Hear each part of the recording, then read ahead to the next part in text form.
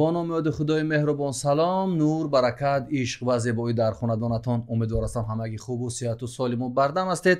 با یک برنامه جدید از کتابخوان در خدمت شما خواهیم بود و هم صحبت من هستند استاد عبدالمؤمن شریف. سلام به برنامه خوش آمدید. تشکر که دعوت را دیگر بار پذیرفتید.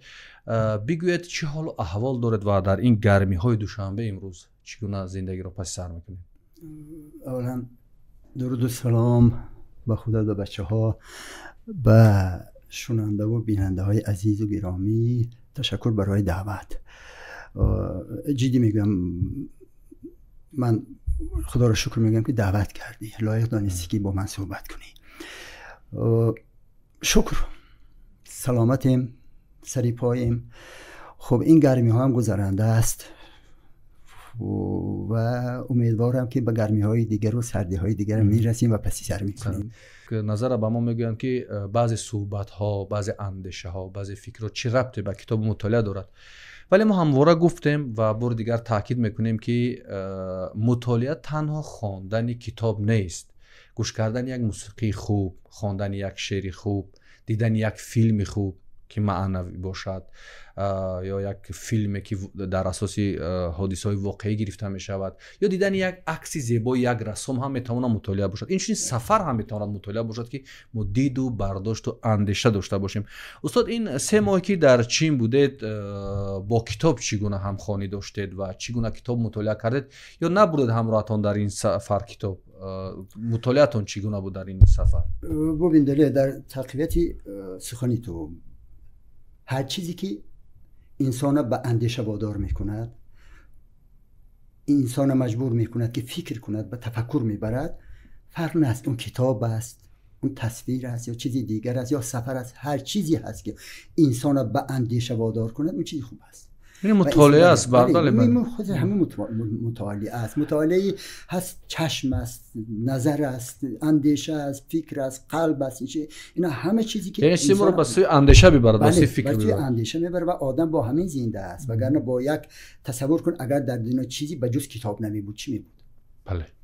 برای همه این چیزهایی که خداوند برای ما آفریده، ما موظفیم که با عقلانه از روی اندیشه، از روی خیرت این چیز استفاده کنیم برای انسان ماندن خود، برای تقویت روح خود، اندیشه و روح هستی خود، اصل خود.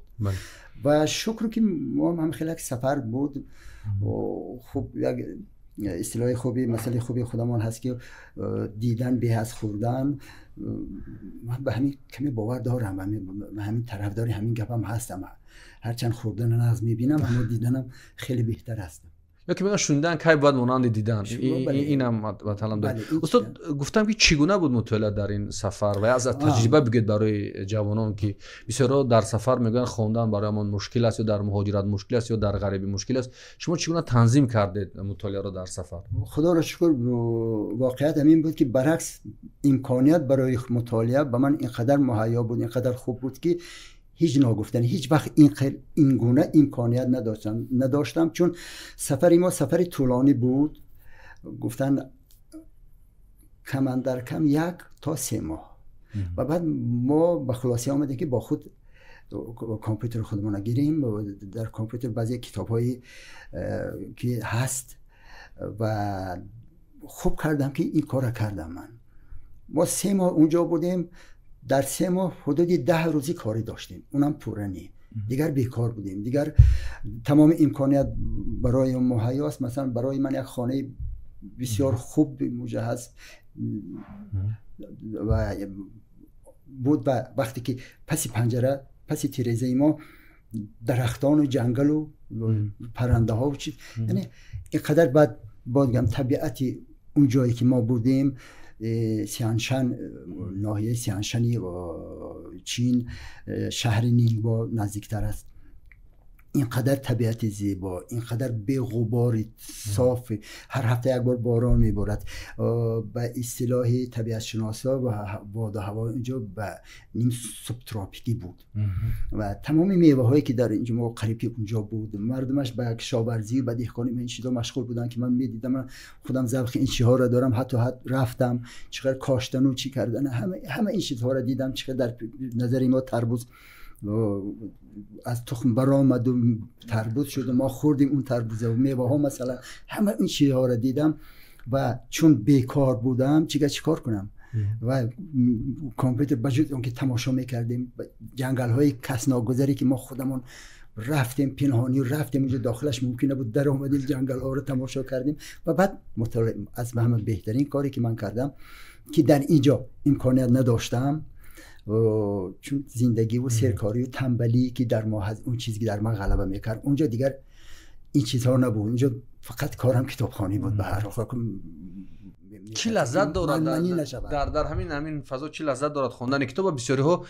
خیلی ایراد هم میگیرن از خواندن کتاب الکترونیک، مخصوصا اونها که به سن سال شما رسیدن، برای شما مشکل نبود خواندن از کامپیوتر؟ برعکس، ببین ما اول همه خیلی عقیده بود، وقتی که کامپیوتر رو باز میکنیم حروف هر چقدر خواهی همه حجم خواهی کلام میکنیم خود و برعکس اون راحت تر بود. و نمیترسی که کتاب از دست افتاد یا که ورقش کنده شود یا که یک چیزی افلاس چیزی از برعکس این چیز راحت تر است. از چه کتابی تو لذت بردید از خواندنشون و یادمانی بود اون کتابا رو که لذت بیشتر داشت به فکرتون؟ خب یک چند کتابای خواندم، مثلا کتابای ترکی خواندم، نویسنده‌های ترکی که خیلی مشهور است، بسیار من از اونها خواندم. خب تذکرات الاولیاء خواندم. خب تفسیر نوین قرآنی که حجمی خیلی کتابی اونم امکانات پیدا شد خواندم. خب اشعار نادرپور خواندم، سایر خواندم. خیلی زود مطالعه کردی تو در این قدر مدت؟ من نه اینکه بعد خواندم، بعد بعضی چیزها یادداشت کردم، گرفتم بعد داشتم. بله این یعنی که خواندن من طولانی بود، هم تا جای به قدر امکان می آموختم. استاد ببینید همین تذکرات الاولیاء را گفتید، یک چیز در همین عصر امروز برای یک آدم امروزی وقتی که ما با سمالیات هم با طیاره پرواز میکنیم، اینقدر تکنولوژی را میبینیم، اینقدر رشد را میبینیم، بازم مزه دارد، بازم کیفیت دارد همین خواندن تذکرات الاولیاء. فکر میکنید برای چی است؟ من انسان همه وقت رجوع به پاکی میکند. میخواهی که کی نمیخواهد که پاک باشد؟ کی نمیخواهد که مثلا آدمی انسانی کامل باشد؟ البته خواستن از بودن فرق داره، اما آرزوی همه است. میخواد با معرفت باشد، میخواد دنیای از نظری دیگر ببیند. وقتی که میبینی که اون چیزی که خب جهاد، بهترین جهاد این جهاد بر نفس است. وقتی که این چیز رو میبینی و میبینی که اون چی جهادی کردن و چه قهرمانی کردن، میبینی خدا کاش یک ذره از اون چیزی که اون اولیاءها، یعنی که برای ساختن انسانی خودش شخصیت دیگه چیزی، برای شخصیت، برای آدم بودن، انسان بودن که اصلا مشکل امروز در این دنیا همین است. یعنی آدم بودن است امروز. بله از همه ضرور همین چی است. آدم واقعی بودن دیگه چیزی دیگه نیست. یعنی به خاطر این گفتم میتونم که یعنی ما خواه نخواه با هر چقدر که به مدرنیزاسیون، یعنی به پیشرفت، به ترقیات هرچی بیشتر قله‌ها رو فتح میکنیم، خواه نخواه با روح نیاز بیشتر پیدا میکنیم، با انسان بودن نیاز بیشتر پیدا میکنیم. انسان در همه حالت انسان است، فرق ندارد او در کدام زمان است، در کدام کشور است، در کدام ترقیات، در چی باید اول انسان ماند. ما برای چی زندگی میکنیم؟ خدا نکنه مثلا تمام اندیشه و فقط شکم باشد، هیچ چیز دیگه تبدیل میشود انسان. و خدا نکنه به نیازهای نفسانی شکم به همین چیز باشد، دیگر چی میماند؟ ما اگر که به کیهانم برایم، اگر نمیدونم به زیر زمینم، اگر که امکانات یافته از اون طرف زمین بر اومدن داشت، ما باید انسان باشیم. ما باید بدانیم که ما آدمیم که اون قدرتی که به ما داده از خداوند، اون چیزی ما استفاده میکنیم و هر کس از روی توانایی، از روی کوشش و غیرت، از این چیزی که اما هر کاری که ممکنه باید انسان باشه. اگر صدق توجه کرده باشید، ما و شما از همون دوره کتابایی که یعنی مکتوب شده، این کتاب نویسی و این شعر نویسی، از همین خلاصش انسان موندن و انسان بودن است. همون گونه که 800 سال پیش مولانا میگفت از ده و دد معلولم و انسانم آرزو. اونا با اون قدر بزرگی، با اون قدر تقوا و اخلاق و دانش انسان آرزو میکردن در عصر خودشون که ما هم مثلا شاید یک روزی با این ترقیات با این پیشرفت دلمون برای انسان بودن تنگ شود، برای یافتن انسانی واقعی تنگ شود. ممکن همه خیلی بسیارا به این فکر میآیند، من فکر میکنم که شاید همه خیلی فکر پیدا شود که انسانی واقعی کیست، انسانی کامل کیست، انسان در این هنوز هم مکتبای فلسفی، مکتبای اندیشه این رو جستجو میکنند. استاد شما کشوری بودید که امروز از لحاظ اقتصادی شاید از چند جنبه ابرقدرت دنیا است و این دعوا هم دارد و تمام مال و محصولاتش قریب دنیا رو گرفته است. بیاید ببینیم همینجا اخلاق همین مردم چی بود استاد؟ شما از نزدیک دیدید، از کتاب نخوندید، شما رفتید اینجا دیدید. یکم از این چینی ها بگویید که چی مردمی هستند، چرا فکر میکنید به این سطح رشد و ترقی رسیدن؟ سفری هنری بود و خدا را شکر جوانای تاجیک امروز در چین هستند که بجز که تحصیل میکنن بعدن کار میکنن، دست به آنها رسیده است، دستی آنها به آن رسیده است که در جنبه سینما، فیلمبرداری راه یابن. تو این حد جوانان پیش رفتن، راه یافتن و یک جوان خیلی خوب تاجیک با غیرتی که اسمش فیروز است و در بخش بین المللی پرودوسرهایی که سینماساز، فیلمسازی چین کار یافته و یکی از راهبرانی از شعبه ها است و بیشتر کار او از خارجی هنرمندای دعوت کردن. هر فیلمی که مثلا نیاز به هنرمندی خارجی دارد اونا رو باید دعوت میکند و همین خیلی کار شده است که یک فیلم میگیرن درباره یک میوه خطایی که نامش لیچی است و اونجا باید سوداگرای فارس باشند، چون سوداگرای فارس اونجا میره، اونجا به اصطلاح پلته سودای فارس در چین 1700 600 700 سال پیش در اونجا بوده است و اینها میروند همون داد و گریفتی و همون موضوع اجتماعی و از سلسله فیلم است، حدود 44 قسم است و مثلا با تکرار میگه اجتماعی است و همه خیلی قسمت کاری شد که این فیروز قربان صابی را می آبد و در علاقه می برد و قربان حدودی 15 نفر چند نفر هنرمندا می فرستند به اونها و اونها معلومات 15 نفر می فرستند. بله ما هم معلومات های ویدیو، پارچه های از فیلم هامون، ترجمه حالمون، هر چیزی که با ما وابسته است برای فیلم لازم است اونا را گرفتیم.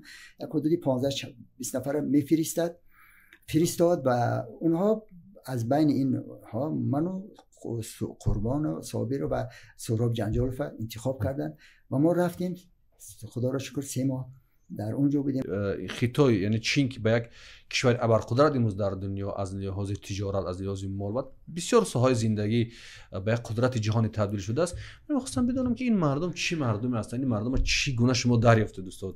اونایی که ما در فیلم می‌بینیم یک آدمای خرد که این طرف میپرن اون طرف میپرن، نمیدونم همون مکرون بیشتر استعمال میکنن یا برنج بیشتر میخورن، این هستن یا چیزی دیگر هستن اینو که شما از پیش دیدید، چیزی که ما در کتاب ها میخونیم یا در فیلم ها میبینیم؟ عیناً همین حالت پیش از سفر در ما بود. ای خدا ما میریم چیکار میکنیم، چی میخوریم؟ بعضیا چنان ترساندن که گفتن که اونجا چیزی خورده نمیتوانید، چون باید تو خونی جگر میشی برای که چیزی یا به لقمه حلالی بخوری یا که تعبیدیلت و بوی کیمشی داره آن داره. راستی ترسان ما رفتیم. خدا را شکر این جوان وقتی که ما دعوت کرد این و دستاندرکاران این فیلم میفهموند که ما مسلمانیم، باید غذای ما الهیده باشد، مطابق به خواستی ما باشد و شکر در این مسئله هیچ مشکلی نبود و ما خوراک الهیده می آوردن. خوراکشان خیلی خوشمزه بود و از نظری طبی در نظر فکر میکنم که در چین شاید یک فرهنگ است، فرهنگ از برنامه دولتی است که باید همین گونه غذا خورد که همه چی در تناسب است و قریب که بریان نخوردیم، همه بخپز و آبپز و همه خیلی چیزها و حتما مثلا 2-3 نمود 4-5 نمود خوراکی بود، حتما 2-3 نمودش سبزیجات است، سبزوات است، این چیزها هست که معتدل میگرداند و برنج نان قریب نیست نان و من بعد عادت کردیم. اینقدر مردم مهربان، اینقدر مردمی عادی ان و کسی کاری ندارن، پی کار خودشانن، مردم مهنتی هن. من امروز فهمیدم چرا چین اینقدر آباد است، اینقدر ملک زیبا. اون همون جایی که ما بودیم، ما حدود 100 کیلومتر گشتیم، مثلا 70 کیلومتر تا نیگبا بود، نیگبا رفتیم، بعد بعضی جاهای دیگر رفتیم، باغ‌های میوه‌جات و چای و اونجایی که چای استیراد، تیپ‌های چایی که بودن که قطار جوی‌های چای بودن که اونجا رفتیم دیدیم. و اینقدر مردم مهنتی هستند، در حقیقت مهنتی هستند. و بعد ما دیدیم که مثلا اون چیزایی که غذا و اون میوه و اون چیزای چینی که در ما میاد صفتی پست و نامش بد است، اونجا کلان دیگر چی است، اونا میدونن چی خورند، اونا خودشون میدونن چی کار کنن. مثلا تربوزای این خوشمزه، اینقدر پوستش بسیار تونه که کارده میمونه یا خودش چاق میشود، خیلی تربوز تا پوستش شیرین است. این من چند باری که خوردم، من خیلی با مزه، اینقدر شیرینی. خب میوه تمام خوب گفت، باز میگم اخلاق این مردم سوز شما گفتید که یک مردم مهربان هستند. اخلاق این مردم با یک نفر خارجی چگونه اساس داد؟ چون ما از بعضی کشورهای پساشوروی یا خود روسیه و اینا میبینیم که تمام یک وضعیت دیگر است. اونجا چی است استاد؟ مردم با مردم یک که شما زبان چینی رو نمیدونستید استاد، چی خیل مثلا مناسبت میکردن. وقتی که میرفتید در بازار میدیدید، در آشخانه میدیدید این مردم. من میخوام یکم از اخلاق اینا بگم استاد که چرا اینا چی کار کنن که یک دولت چون یک قدرت تبدیل شده در دنیا. ببین اونا پابند قانونند. بله اون رفتار و اون امروز این معاشرتی که بین ما مردم خصوصا شورای، خصوصا مردم امروز که ما با روسیه هستیم، خدا نگهدار، ما همین چیز منتظر بودیم، ما عادت کردیم که باید این خیلی نگاه کنیم، منو از بالا نگاه کنیم. کلا این چیزها نبود. مردم خیلی عادیان، خیلی ساده‌ان. خب وقتی معاشرت خیلی بلند حرف میزنن، اما خیلی مهربانن و کسی کاری ندارن. اگر یک چیزی پرسی با اشاره، هرچند ما ترجمان داشتیم بچه تاجیک که خیلی خوب بود، ترجمانش کاری نمی‌کردن، اما بعضی میشد اگر ما با دیوان چی لازم شود و فرق ندارد، پیری 80 ساله 70 ساله جوان است، اگر امکانیت شود دستت میگیرد باش میبرد، همون کارت بود میکنه و کسی کار ندارن، مهربانن، هر جا میری با چهره کشاد خندان پیشواز میگیرن.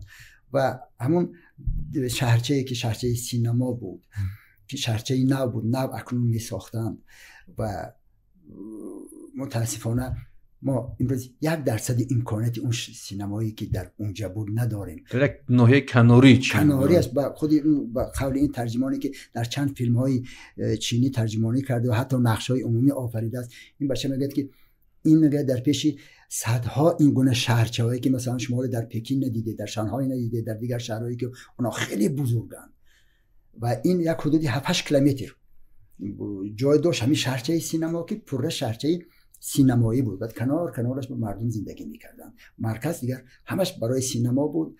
به اصطلاح همون پاویلیون هایی که برای فیلم برداری و اونا همه از چیزی حسابی من خودم وقتی که اون پاویلیون ها رفتیم، من حدودی 15 پاویلیون دیدم که اون گونه پاویلیون ها در ما دیگه تا نیست، خیلی با اون بزرگی نداریم.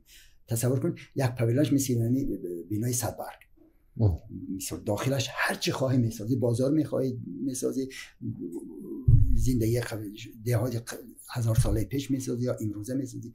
بیرون ها هم مثلا قلعه های قدیمی و شهرچه پر بناهای ساختگان، هم غربی و هم شرقی و هم خود چینی و دیگر، همه برای سینما. هر کدام در کدام موضوعی خواهی اونجا میروی نوار میگیری. مثلا در یک صحنه ما در نزد یک قلعه قدیمی که اونجا ساختن، البته چینی بود، من حساب کردم 11 تا کرانایی که کلانی که 11 کران در خدمت اونها بود، در فیلم بود. و یا مثلا برای پردازگری گریم کردن 3 تا همین خیلی حجره بود که حدود 20 نفر در خدمت یک فیلم بودن، پردازگر گریم میکردگی ها. سری هر 2 نفر یک لباس پوشان بود و شرایطش باز میگم که مثلا مقایسه نشونده است. متاسفانه من نمیتونم مقایسه کنم با خودم، چون 1% این امکانیت نداریم که این با قبل این ترجمان این یکی از شهرچه‌های خردترینی نو اکنون میسازن. من باور دارم 2-3 سال پس، چون که همه جا ساختمان میرفت، 2-3 سال پس اونجا خیلی آبادتر میشه.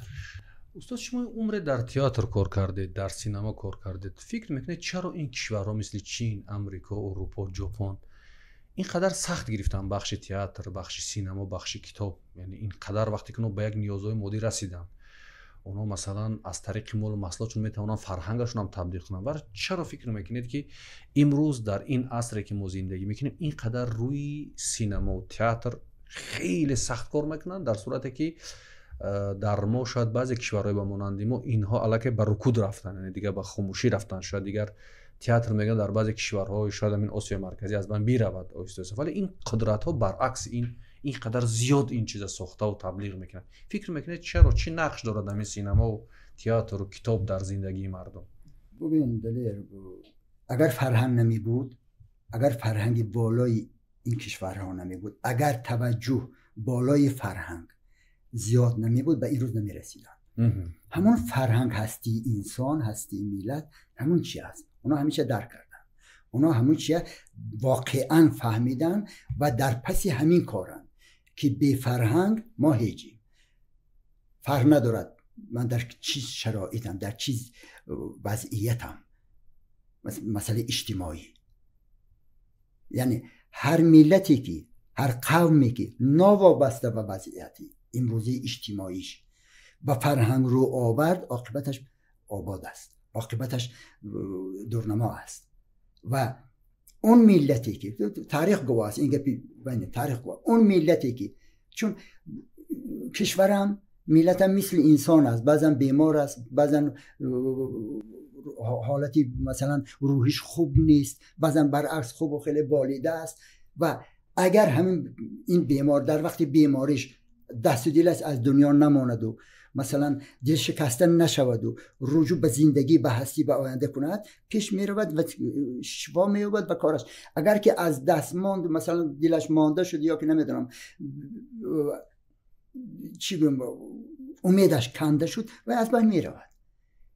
بعد وقتا این ملت هم همین است، کشورم، هر کشور و هر ملتی که این چیزا عبور کرد، گذشت با کدام روحیه؟ اگر با روحیه همون که آینده سازی که با امید به آینده، با باوری خودش، با اصل خودش امید کرد و مهنت کرد و زحمت کشید و فهمید که برای چی، به خاطر چی به آینده باید به چی رسد، میرسد.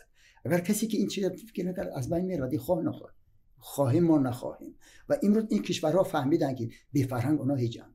اونا فهمیدن که فرهنگ، تو تصور کن مثلا یک ورزشگر یا یک فیلم چگونه معرفی میکنه یک ملت، یک کشور. برای همین اونو اینقدر به ورزش و به فرهنگ و به سینما و به این تئاتر و به این چیزها رو میآرن، چون که معرفی کننده ملت است، الهام دهنده انسان است، الهام میبخشد به کشور، به ملت، تربیه میکند یک ملت، یک ملت در روی اخلاق و فرهنگ همه تربیه میکنند. فرهنگ خودش اخلاق است. این چیز است. برای در همین کوچه های شهر هم ما زیاد ببینیم یک شعارهای بزرگ داریم و چند جا من خواندم فرهنگ هستی ملت است. یعنی شعار در ما زیاد است. ما در دیگه سمت هم خیلی شعار داریم در بخش فرهنگ، ولی این شعار خیلی زیاد است. فرهنگ هستی ملت است. شاید شما بارها شعار خودتون هم گفتید، دیگر فرهنگیان گفتن، دیگر نفران هم زیاد تکرار کردن، ولی ما نسل ما درک کردن نمیتواند. چه خیلی ما فهمیم که مثلا همین فرهنگ هستی ملت در صورتی که ما برعکس اینا مشاهده میکنیم، برعکس اخلاقی اینا مشاهده میکنیم، برخلاف اینا مشاهده میکنیم. من فکر میکنم استاد ما فرهنگ فقط چند سرود و رقص فهمیدیم و چند تبلک و دایره فهمیدیم، ولی امروز ما قصه میکنید از یک شهر سینما، چیزی که به نگاه من تخیلی میتونه استاد. و من میخواستم که همین شعار فرهنگ هستی ملت است، شما چخیل استاد اینا میفهمید، چخیل باید باشد به فکر شما، عملیش چخیل شود؟ همین ببین، شعار دیگر است، عمل دیگر است. خب این جای کشافی نیست، چیزی وای نیست. خب ما میدونیم که مثلا امروز شعارهای ما تا کجا عملی است میشود و خدا نکنده این شعارها شعار ماند. وقتی که شعار ماند، تمام. خب مثال عادی، ما چند سال آخری شوروی، زمان شوروی به یاد داریم. زمان هرچند همه دعوا داشتیم، با کمونیسم میرسیم، به سوسیالیسم مترقی رسیدیم، با کمونیسم میرسیم و همه باور داشتن. شما باور داشتید به همین شعار؟ تاجرشات باور داشتم، ولی من ولی سرفم نمیرفتم این چیزا. اما رفتار چی بود؟ عمل چی بود؟ اون وقت مثلا اگر 1 سال پیش از شوروی میگفتن که شوروی از بین میره، میگفتن این دیوانه است یا که نمیدونم چی است، هیچ کس عقلش، شاید یگانه‌ای بودن که این چیز درک میکردن، خاصه هایی بودن که با اون یگانه بودن و اونا که هیچ کاری کردن نمیتونستن، لیکن در عموم این چیز بود. و وقتی که عمل به شعار میگذرد، این الکی عاقبتش خوب نیست و خدا کند که این شعارها عملی شوند. من گفتم که اون کشورها پابند قانونند. مثلا در چین من دیدم چقدر قانون اونا رعایت میکنن، از قانون بیرون نیستن، پرت وارد قانون و تمام مهنت هر کاری میکنی کن در دایره قانون. یعنی از ترس نیست، این از اخلاق، از فرهنگ. یعنی کسی از ترس به قانون رعایت کند که یکس بالای سر ما چوب میزند. این خیلی است. جنگل های من ندیدم کسی به اون جنگل های اون درخت های بردون مثلا استفاده کنه. جنگل های کس ناگزیر است. ما رفتیم خب 3 ماه چیکار میکنیم، گشتیم پیاده، گشتیم جاهایی که شاید بعضی چینا اونجا نرفتن، بچه اونجا ما رفتیم. آخر استاد همون زمین هم همون آب هم در خاک هم در ما هست، ولی شما یک طرز از دهقانی چینی در این راه گفته آمده که من واقعا مفتون شدم که این یعنی باید دهقانی کرد. وقتی که دهقانی چین هم میبینی، وقتی ساعت ساز شد میگه ساعت ساز باید شد، وقتی که کامپیوتر ساز میگه کامپیوتر باید، این با شوق با عشق این کار انجام میدن. اینقدر مثلا یک پیری میبینی اینقدر ضعیف با زور میگردد، بعد میبینیم که 80 چند ساله است و میبینی قامتش کار میکنه ولی کار میکنه 80 چند ساله است، 70 چند ساله است.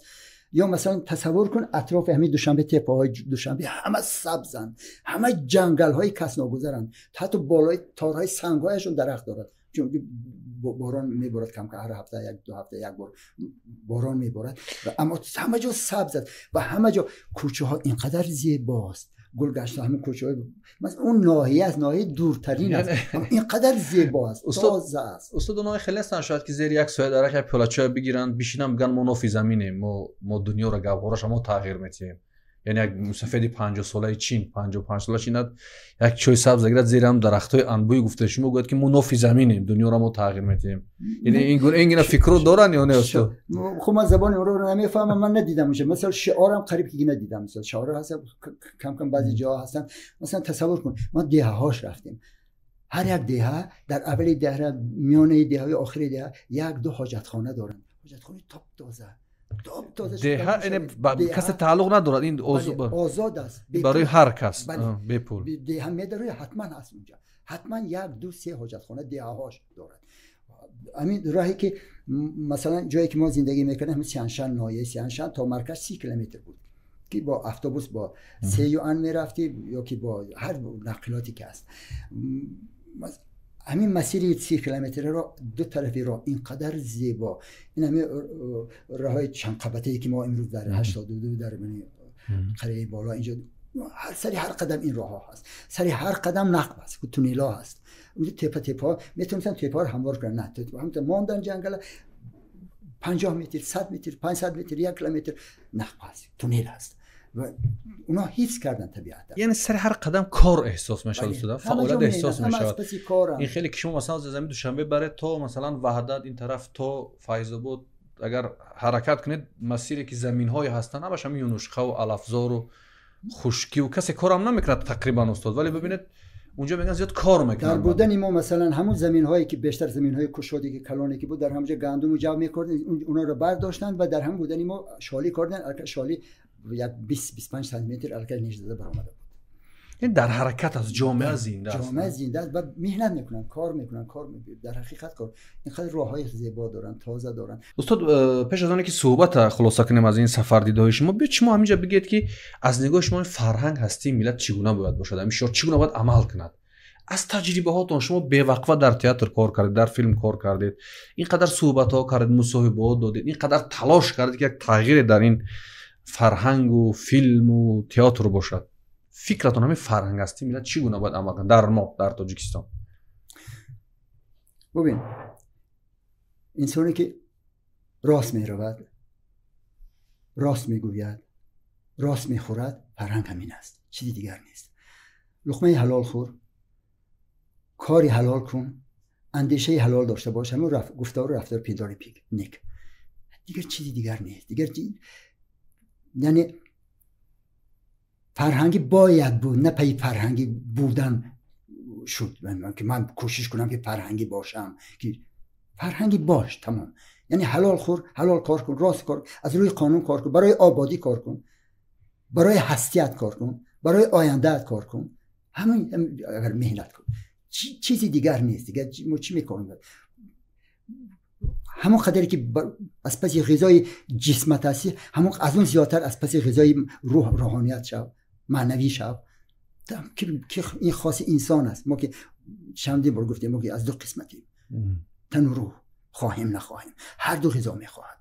این گفت چند بار خودم هم بله بله پی این شویم، هم از پی اون غذا شویم، هم از پی این غذا شویم، برای راه درست. کاش پابند قانون میبینیم، نه قانون پابندی ما.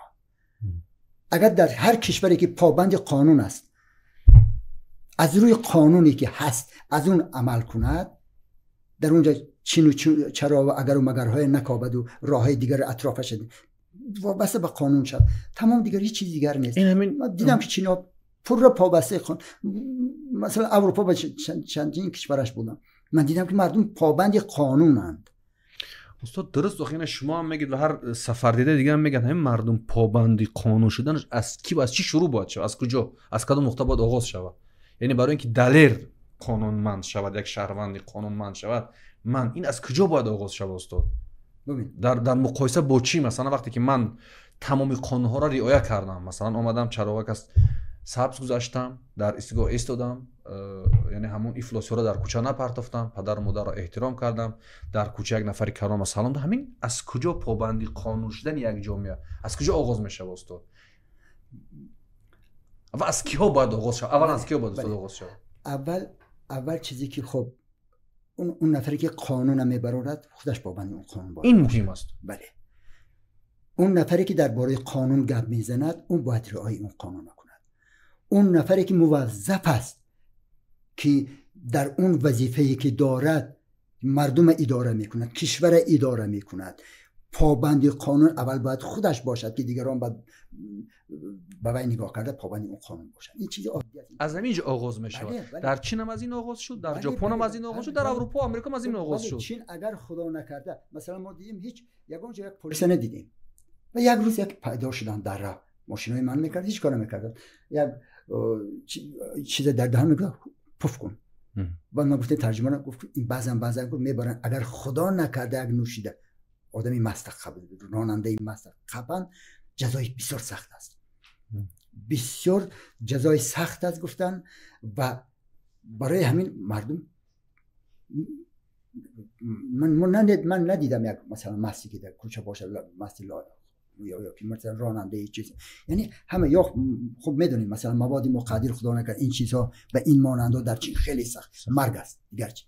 یعنی همه پابند قانونن و از بالا تا پایین همه پابند قانونن، قانون رعایت میکنن.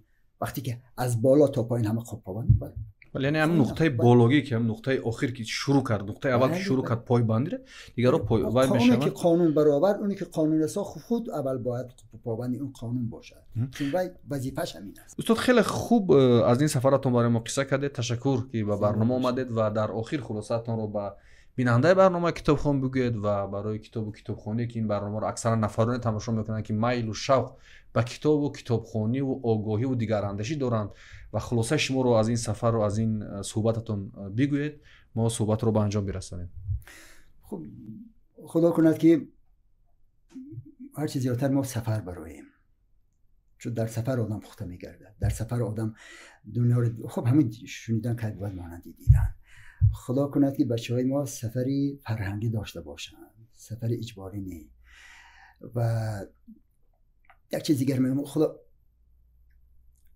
با قول مولانا که 1000 ساله رو از تو تا مسلمانی 1000 سال دیگر تا بعد انسانی، اگه من درست گفتم یا نه، باور کنید من میخوام که مسلمانی ما شعار نباشد، مسلمانی واقعی باشد، عمل باشد. بله عمل باشد، شعار نباشد و اون نظرهای تنگی بعضا خرافاتی نظر بینی یا که منی که دینی من از همه بهتر یا من از همه بهتر، یا هیچ وقتی که با آدم که من گفت چیزی من گفت خودش الک از خدا دور شدن است. یا من اینجا دیدم که انسان بودن اینقدر مهم است، انسانی واقعی بودن که ما برای خداوند ما همه بنده ایم، چینی هم، ما هم، کسی دیگر هم گفتن نیست که باید 3 ماه رفتم من چینی نظرم دیگر شد. نه، مهم انسان بودن، مهم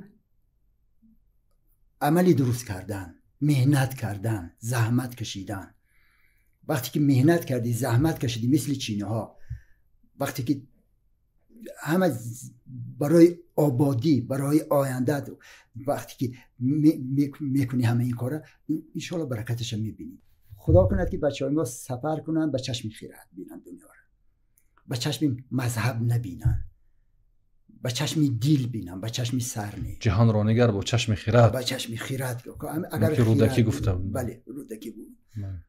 و بین فردوسی مثلا چقدر یک بخشی الهیده داره درباره خیرات. جهان با خیرات بینیم، با دانش بینیم و همون گونه که استاد گفتند کاش جوانان ما مهاجرت اجباری نداشته باشند. این مهاجرتاشون علمی باشد، کاری باشد، هنری باشد و خدا کند روزی بچه تاجیک دیگر از همون عذاب سختی روسیه و سردی ها و اون بیتان و اون خنوکی ها رها بشود و یک ملت وارسته، یک ملت دانش ان شاء الله ما باور داریم استاد میشد. و مهم که بچه‌ها در این چیز درست پس سر کنن، با خیرات کنن و تجربه گیرن و درس گیرن، به خودسازی خود مشغول باشن و کاری کنن که نسل‌های بعدی حداقل فرزنداشون، حداقل نبرهای این بابایی که این زحمت‌ها را میکشن این گونه نباشن و یک ملتی وارسته و ملتی قدرتمند باشن.